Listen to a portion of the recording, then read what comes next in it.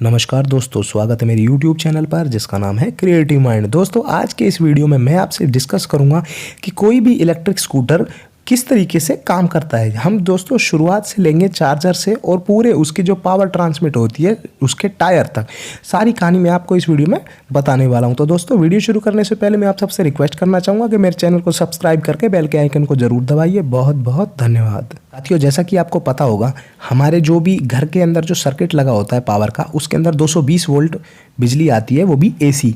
और जो हमारे स्कूटर के अंदर जितनी भी जो बैटरी सिस्टम है, जो भी बैटरी होती है, वो सारी की सारी डीसी वोल्टेज पे काम करती है। चार्ज भी डीसी पे होती है और डिस्चार्ज भी डीसी में ही होती है।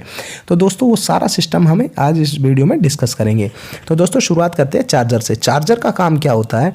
चार्जर का काम होता है जो हमारे घर में बिजली आ रही है, एसी करंट 220 वोल्ट का, उसको स्टेप डाउन करता है।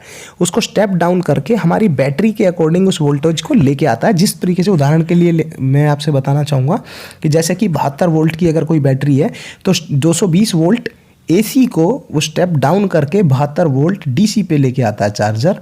फिर उसकी जो बैटरी है उसको चार्ज करता है। बैटरी उस करंट को जो है अपने चार्जिंग में यूज़ करती है। अब इस स्टेज पर स्कूटर के पास उसकी जो सबसे महत्वपूर्ण चीज़ है, यानी कि चार्ज, यानी कि बिजली जो है, उसका जो इलेक्ट्रिसिटी है वो उसके अंदर आ गई है, यानी कि बैटरी के अंदर सेव हो चुकी है, बैटरी चार्ज हो गई है। वो बैटरी साथियों जो है वो बैटरी मैनेजमेंट सिस्टम के साथ जुड़ी हुई होती है। बैटरी मैनेजमेंट सिस्टम का काम ये होता है कि वो किसी भी तरीके की अनहोनी से बचा सके और काफ़ी जो भी करंट है उसको कंट्रोल्ड मैनर में चार्ज और डिस्चार्ज करे।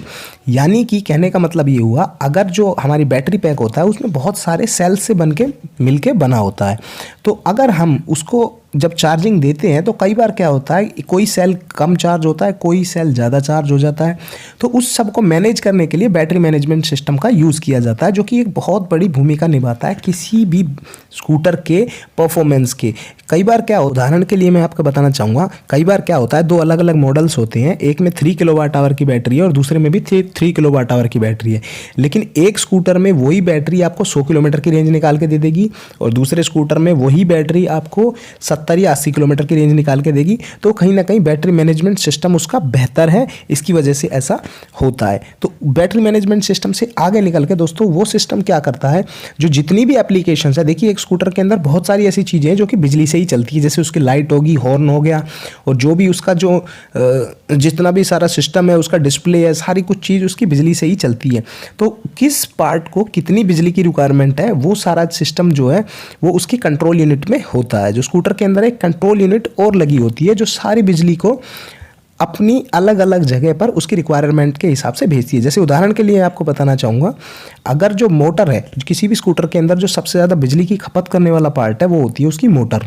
तो मोटर को बहुत ज़्यादा बिजली की रिक्वायरमेंट होती है, तो उसके लिए अलग से सर्किट डिज़ाइन होता है ताकि उसको ज़्यादा करंट दिया जा सके।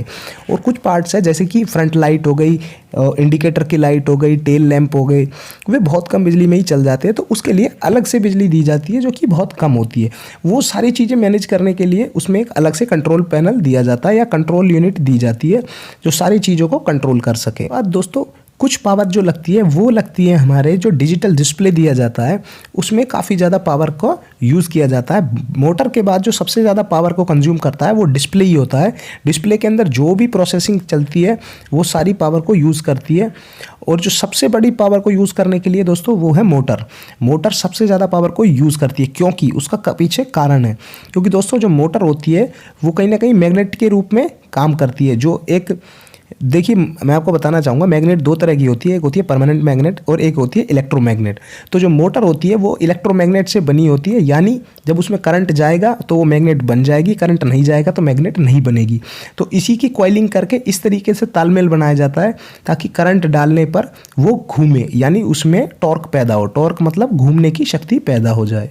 दोस्तों जब मोटर घूमती है तो मोटर के भी दो प्रकार है। जो हब मोटर होती है वो डायरेक्ट व्हील पे लगी होती है, जिसकी वजह से हमें अपनी उस पावर को जो है ट्रांसमिट नहीं करना पड़ता, डायरेक्ट वो व्हील को ही घुमा देती है। और दोस्तों जो मिड ड्राइव मोटर होती है उसमें हमें पावर को ट्रांसमिट करना पड़ता है व्हील तक। जो रेयर व्हील तक पावर ट्रांसमिट करने के लिए चेन का या फिर बेल्ट का हम यूज़ करते हैं ताकि पावर को जो पिछले टायर तक पहुंचाया जा सके।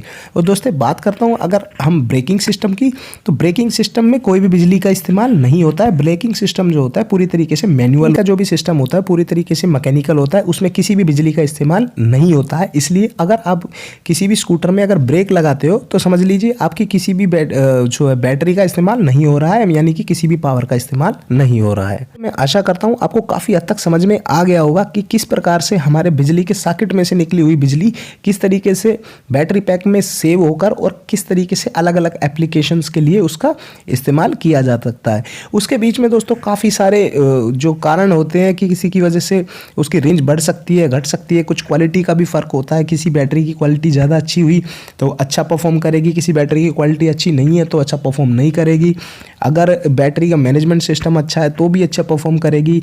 टायर होते हैं और बहुत सारी चीज़ें मैटर करती है किसी की परफॉर्मेंस को अच्छा बनाने के लिए। तो दोस्तों उम्मीद करता हूँ मेरे द्वारा दी गई जानकारी आपको पसंद आई होगी। इसी तरह की इन्फॉर्मेटिव वीडियोज़ के लिए मेरे चैनल को सब्सक्राइब करके बेल के आइकन को ज़रूर दबाइए। बहुत बहुत धन्यवाद।